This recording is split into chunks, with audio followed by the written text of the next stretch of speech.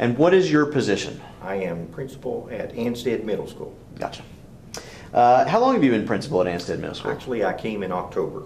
Oh, okay. I'm new there. However, I've been a part of that community for a number of years. I started teaching in that building. Actually graduated from the building that I principaled when it was a high school. Really? Yes. Hey, So that's pretty They know me. Let me say that again for me without me talking in the background also. Where did you graduate from? I actually graduated from the building that I am principal, and the people know me in that community. Been there since 1974 as a teacher in the county, but started in the Ansted school system in 1958, I think it was. So have you lived in Fayette County pretty much your whole life?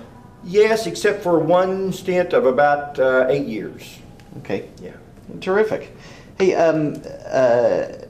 what do you think, we'll move into the bond questions now. Okay. What do you think are some of the challenges facing the Fayette County school system right now? I think the biggest problem is our configurations and our buildings are struggling. We have some old buildings that are in existence, and it taxes the budget of the county to keep those things going. We also have problems with clustering of students. The Ansted school system only has 180 students in the middle school building itself, and that's not enough to be able to do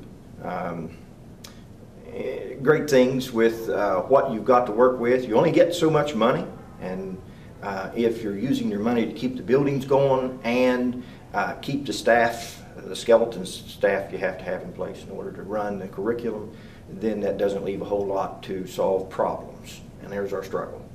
I see. Hang on one second, I'm going to close this door.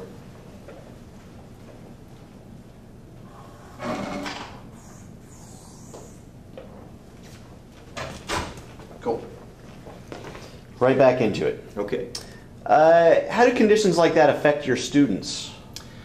Well, there aren't the course offerings that they might have an opportunity to get to if they had a school system that had a different configuration. For instance, there was a plan earlier in the year to combine Nuttall Middle School and Ansted Middle School into the Ansted building, which would have worked. The problem with it is you're still keeping an old building, trying to keep it going. But with the increased enrollment and with the additional staff, you can do a lot more things, offer a lot more courses, give the kids more opportunities, and address some of the interests that they may have, which is part of what the middle school was about, to try to get them to make decisions about what they want to be and do when they become adults. But what we've got now, we can't do those kinds of things. Do you feel like the schools in Fayette County are operating somewhat separately right now? Well, do you think there's any advantage to pooling resources a little bit more? Well, obviously, yes. There's a limit to the amount of that you want to do. What we try to do is follow guidelines of what research shares with us about what's the best configuration, what school size seems to produce the best test scores, and those kinds of things. And we're on the low end. I mean, you can have too big a school, no question about that. But the problem in Ansted Middle School is we're way too small. The same is true about Nuttall. Let's see. Well, moving forward just a little bit, what do you think, what types of things will money from this bond help us purchase? That's a good question. And I've got answers on this from other folks too, so don't feel like you're on the spot or anything. I see the benefits in the long run, giving the students an ability to make decisions that they couldn't make before. In other words, it opens their eyes to what's out there. We've got to expose our students to what opportunities they can take advantage of by running school systems like what we've got with the small enrollments. We kind of isolate ourselves. And so you made a comment about school systems running independently.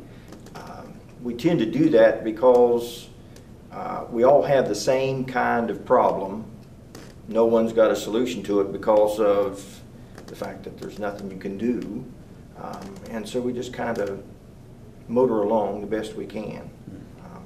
Not real sure the advantages of the bond as far as what you can purchase are. What are some of the other advantages of the bond? Well, speaking from my school individually, not only do we have a problem with our building, this past winter we had to put in 2 new heating systems in the gym. 2 units went down. But in addition to those kinds of things, if we were to combine with Nuttall Middle School and move into the Midland Trail complex, it allows my school size, that allows me to do some things that I couldn't do. For instance, we are not a true middle school. I mean, we run 5 through 8 grades in my building, and we've got that name on the door, but we're not a middle school. We can't provide the kind of curriculum that you've got to run to be a middle school. I need about twice as many teachers in order to do that. Well, the county can't afford to pay that kind of a bill. But if we combine with Nuttall Middle School and get the number of kids in there to where they can hire those teachers, then we can do things like teaming. Teachers can get together and do things, make decisions about what they need to do in a classroom to help their kids. So yeah, it will be a blessing to our students. Our test scores should go up. We can address the weaknesses that the kids present. Teachers can learn how to teach by having time to sit down together and solve their problems. It's a great opportunity. Very good stuff there at the end. Let's see. One question's a little bit nebulous, but do your best with it. What is a future with this bond? If we pass this bond, what does the future look like for the Fayette County Public Schools? Well, whenever I have parents to come to my school and ask questions about what the system is like, and they ask questions about what the rest of the county is like, and I have to speak honestly with them, they're not impressed. They like the fact that we have a safe system, and I truly believe we do. The kinds of problems that some of the schools around the country have with regards to violence in the schools and them not being safe, that's an issue I don't think we've got. But at the same time, we don't provide the kind of education that makes the kids competitive when they leave. By placing money into the school system such as this bond would do, bringing our buildings up to date, then we have something to brag about when those parents come in and want to know what we've got, what do we offer their kids. So that's the biggest plus I think that we can accomplish with this. Do you think this school bond will help us better prepare Fayette County kids for their futures? Yes, yes. I was speaking with a young child as I came in the door just a minute ago. She said that she attended a private school, which was a little bit alarming. I wondered why she was here, but she was with her dad. And she says, I wish I could be in this building. I wish I could come to this school.